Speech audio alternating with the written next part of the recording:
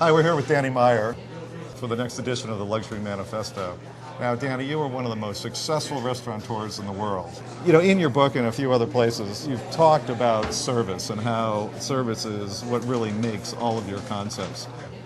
And particularly, the virtuous circle of enlightened hospitality. And Can really, you tell us a little bit about that? Absolutely. I think that the secret ingredient that we have figured out for our recipe for all these years is that you do, of course, need great service, but we've been able to separate the word service from the concept of hospitality as being two very, very distinct things.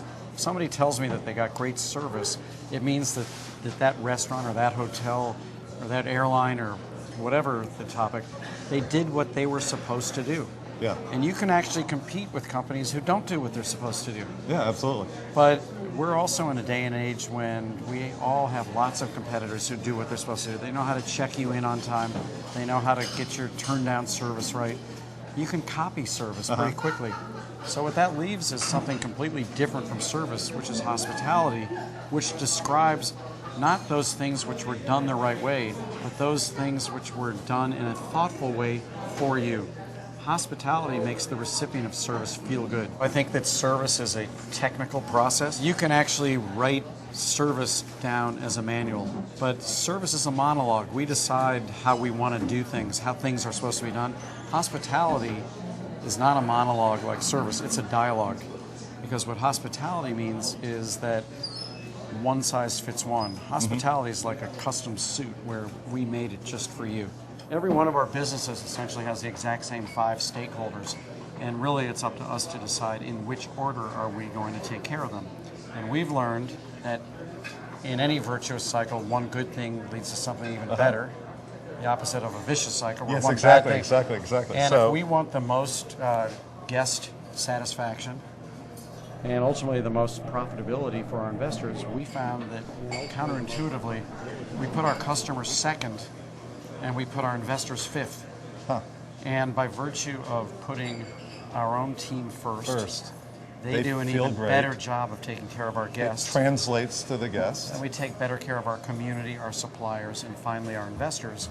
And it's kind of funny how it works, but if you want to make more money, you would never put your investor first. What would you tell a hotelier? I mean, what are some of the things that, you must stay in hotels. How can we learn from that experience?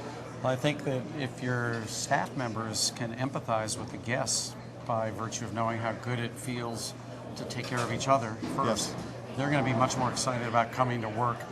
Let's put it this way, in the old days you saw kitchens in restaurants where the chef would browbeat the waiters into taking better care of the guests.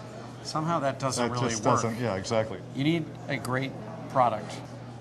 The scary thing is that we're in a day and age where the shelf life of innovation is about 2 seconds. Every time you come up with a great idea in the hotel business, someone else is going to copy it. Every time we come up with a great idea, someone's going to take out their BlackBerry and email it to their chef and it'll be on their menu tomorrow. But what we really need, if we want to distinguish ourselves as the best, is amazing hospitality, which is the sense that you have that when we were delivering that product, we were on your side. If you had to add a couple sentences to the Luxury Manifesto, what would they be? I think that at the end of the day, how much time are they spending with you during that experience? And when they leave, are they going to say, that was a good use of my time? I think that the way that we make things a good use of people's time are really twofold.